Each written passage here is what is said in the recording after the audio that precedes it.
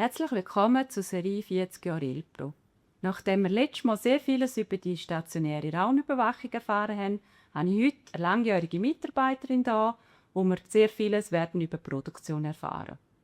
Herzlich willkommen, Malki. Hallo Andrea. Wir feiern das 40-Jahre-Jubiläum bei der Ilpro und unter anderem auch du hast ein 40-Jahre-Jubiläum. Wie ist es zu dem gekommen, Margrit? Ich habe mit 22 angefangen, 1986 beim Ingenieurbüro Schmid hier.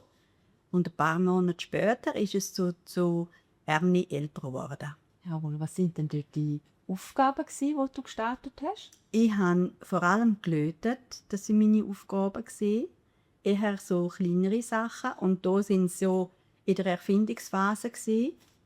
Und da hat man auch den ersten Hamster dann produziert. Und dann ist es ums Löten gegangen von diesen Print.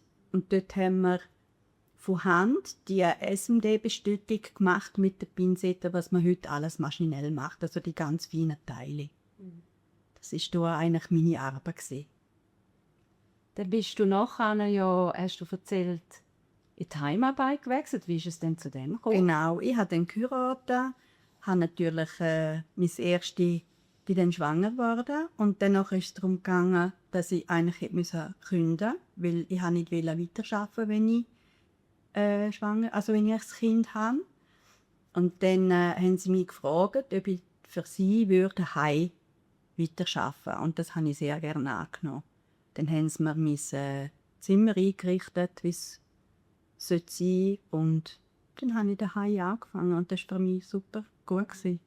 Und wie haben Sie denn das organisiert? Ich meine, er hat ja gleich doch viel Ware, die du dann hast müssen bearbeiten. Ja, mein Mann hier, der hat das Material geholt am Abend nach dem Arbeiten und hat es dann am Morgen, wenn es pressiert hat, wieder gebracht. Oder sonst hat man das halt 2-3 Mal in der Woche hat man das so gemacht, dass man es geholt hat und er hat es dann am Morgen gebracht. Und so ist das gegangen. Und irgendwann ist dann auch mein Mann gefragt worden, ob er für sie arbeiten würde. Weil sie so einen Mann könnten es brauchen. Und so ist er dann auch zu der Ilpro gekommen. Ja. Und so hat es sich dann auch ergeben. Genau. Und bringen, holen, Genau. ist einfach geworden. Ja, und das habe ich dann 15, 16 Jahre so gemacht, bis meine Kinder draussen waren. Und das ist alles wirklich immer gut gelaufen. Haben wir gut organisiert. Dann bist du in dem Fall wieder zurückgekommen, also da vor Ort, in die Produktion. Was hast du dort dann weitergemacht? Ich bin dann in die Produktion gekommen, weil ich den Wunsch hatte, wieder in die Firma zu gehen, wo die Kinder so draussen waren. Und dort habe ich auch gelötet und auch montiert Geräte, weil dort hat man ja viele verschiedene Artikel gehabt, andere, die ich natürlich daheim nicht machen konnte, aber halt in der Firma. Und dann hat man das so gemacht, ja, dass ich einfach montiert habe, gelötet habe vor allem. Und irgendwann haben sie in der Libero-Abteilung jemanden gesucht. Das war der Libero T. Und dann habe ich für mich gedacht, das würde ich gerne ausprobieren, weil es etwas Neues war. Und Neues ist immer interessant. Und dann durfte ich dort arbeiten gehen, um es einfach einmal auszuprobieren. Und dann habe ich gemerkt, das ist meins, das mache ich mega gern. Weil ich direkt mit dem Kunden arbeiten kann, die Aufträge abschaffen und termingerecht rauskriegen. Und da haben wir sogar noch selber kalibriert. Temperatur und Feuchte, die Libero T. Das war auch noch bei meinen Aufgaben. Ja, und so bin ich geblieben, weil es mir einfach Spass gemacht hat. Ja. Und jetzt ist ja immer noch, wenn wir es ja sehen, da, mit Iberos beschäftigt. Was ist denn heute deine Verantwortung in der Produktion? Ja, weil ich eigentlich die Erste war, die mit dem Libero gearbeitet hat, fühle ich mich verantwortlich auch für die Abteilung. Also ich schaue immer, dass alles läuft, dass nichts vergessen wird, dass Termine gerecht rausgehen für den Kunden.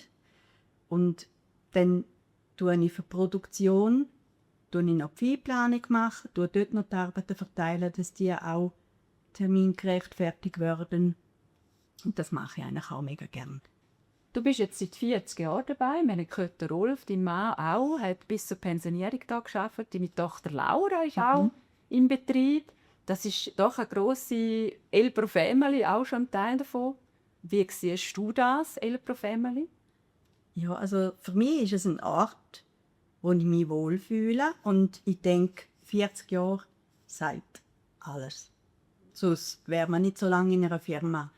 Und ich gehe immer noch, auch nach 40 Jahren, jeden Tag gerne arbeiten. Und das ist für mich wichtig, weil das zeigt, man fühlt sich wohl. Und es ist halt nicht mehr so wie früher. Es hat sich viel verändert, aber für mich stimmt es immer noch.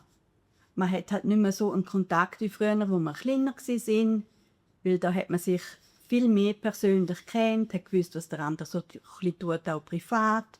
Das ist heute nicht mehr so. Aber es ist für mich immer noch okay, weil es kann ja nicht immer gleich sein, es verändert sich und das ist alles gut für mich, also es ist tipptopp. Mhm. Wir feiern ja eben das Jahr die 40 Jahre. Elbro Family und so, sagt man ja, wir haben immer gerne auch gefeiert, nebst dem, dass wir auch sehr eng und miteinander gearbeitet haben. Genau. Ich habe gehört, das 10-Jährige ist etwas Spezielles, was mit dir in Verbindung steht. Kannst du da vielleicht etwas erzählen? Das 10-Jährige haben wir spontan bei uns im Garten gemacht, weil man etwas gesucht hat, wo man das könnte feiern.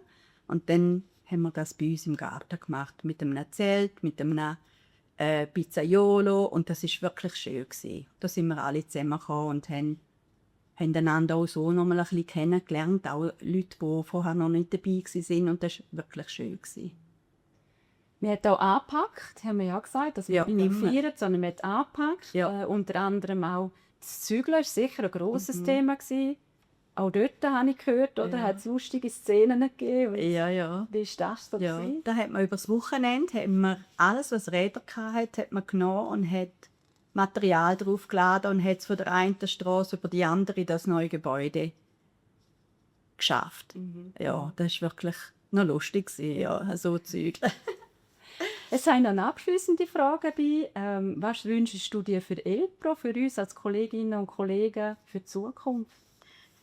Eigentlich, dass die Firma einen gesunden Wachstum hat und dass die Leute untereinander wie auch heute es immer noch schön haben und das Familiäre und der Zusammenhalt und der respektvolle Umgang miteinander, dass das bleibt, dass man gerne arbeiten kommt.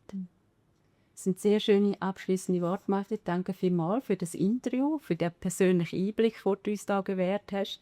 Und ich wünsche dir alles Gute und vor allem weiterhin viel Freude mit deiner Tätigkeit. Danke, Andrea. Danke vielmals, Martin.